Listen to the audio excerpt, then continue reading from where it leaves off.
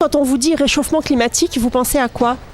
Réchauffement de l'atmosphère et pollution. Les usines, les déchets, la pollution, les papiers. Ça me fait penser aux voitures, premièrement.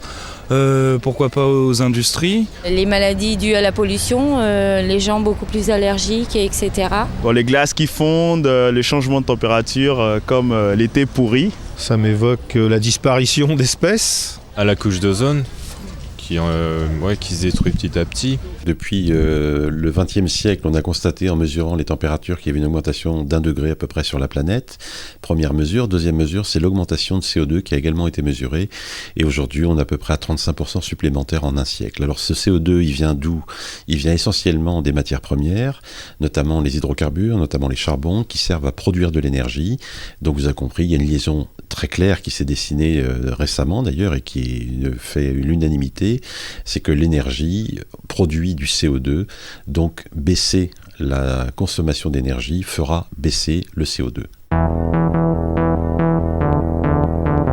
J'utilise les transports en commun, j'économise l'eau, je me chauffe au bois. J'essaye de faire attention, notamment que mon fils ne jette pas de papier, etc. On fait attention à tout ce qui peut être recyclé en fait. On a décidé de boire de l'eau du robinet, non plus de l'eau en bouteille. On essaye de faire tourner au minimum, plus la nuit pour dire on fait des économies, utiliser moins de détergents. Utiliser des lampes économiques. Pareil, bien faire attention à tout le temps la télé, en veille, tout ça. Et rien que le chauffage, le diminuer d'1 degré ou 2, je pense que c'est une bonne chose aussi.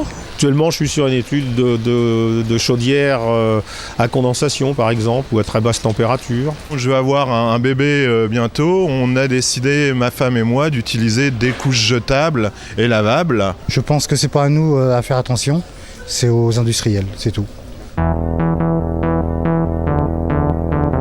Les gros pollueurs, les grosses industries, les pétroliers, tous ces gens-là, est-ce qu'ils font autant d'efforts? J'en suis pas sûr. Je pense qu'il y a un manque d'usines de recyclage aussi. Je pense que déjà au niveau des usines, il faudrait que ça soit plus réglementé, beaucoup plus de suivi, parce qu'il y a énormément de pollution. Et si on augmentait énormément le prix du pétrole, les gens seraient bien obligés de se dire on utilise moins les voitures, on utilise moins le pétrole, et donc on en consommerait moins. On fait pas beaucoup, en tout cas à mon avis, pas suffisamment d'efforts pour avoir des véhicules non polluants.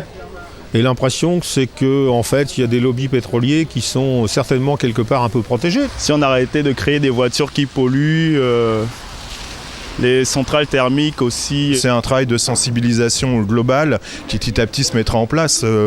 Les chefs d'entreprise, par exemple, qui ont 60 ans, n'ont pas été sensibilisés à ça dès le début. Maintenant, les étudiants le sont et mettront en place dans des industries, une industrie peut-être plus propre que ce qui a déjà été fait.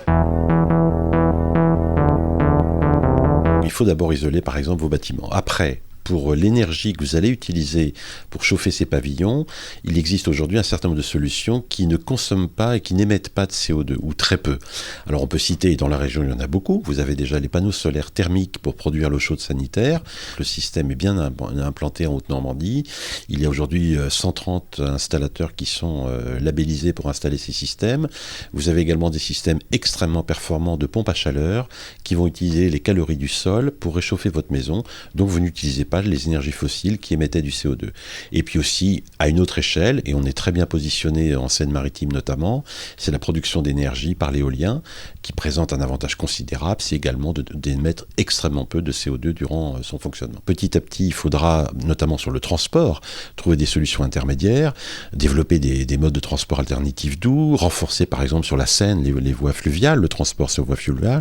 Alors on a 2 ou 3 très beaux dossiers en ce moment dans la région, mais on sait très bien que l'occupation de la Seine, il y a encore un gisement considérable.